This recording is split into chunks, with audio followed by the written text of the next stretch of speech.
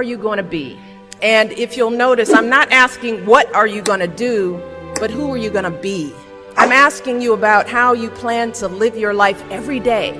How are you going to respond when you don't get that job you had your heart set on? For all of you who are going to be teachers, what are you going to do if the students in your class next year just don't respond to your lessons? For all of you going into business, how will you react when your boss gives you a goal that feels way too high? See, these are the moments that define us.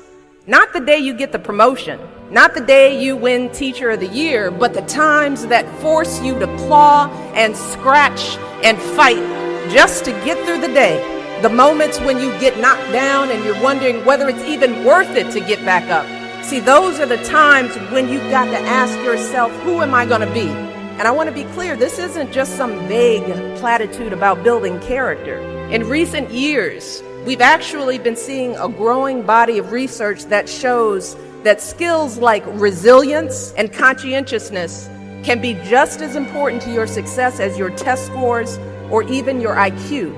For instance, West Point cadets who scored high on things like grit and determination were more likely to complete basic training than those who ranked high on things like class rank, SAT scores, and physical fitness. So what we're seeing is that if you're willing to dig deep, if you're willing to pick yourself up when you fall, if you're willing to work and work until your weaknesses become your strengths, then you'll develop a set of skills that you can mold and apply to any situation you encounter, any job you might have, any crisis you might confront. But you got to make that choice. And let me just share just a little secret before I end. As someone who has hired and managed hundreds of young people over the course of my career, whether it was during my time as a lawyer, as an administrator, as a university, a nonprofit manager, even now as First Lady, I have never once asked someone I was interviewing to explain a test score or a grade in a class. Never.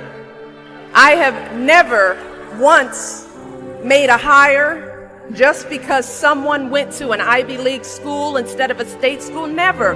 What I have looked for is what kind of person you are. Are you a hard worker? Are you reliable? Are you open to other viewpoints? Have you stepped outside of your own self-interest to serve others? Have you found a way to serve our country, whether in uniform or in your community? Again and again, I have seen that those are the qualities that I want on my team, because those are the qualities that move our businesses and schools and our entire country forward. And just understand this.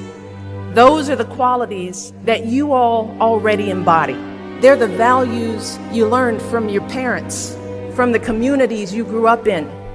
And today, more than ever before, that's what the world needs.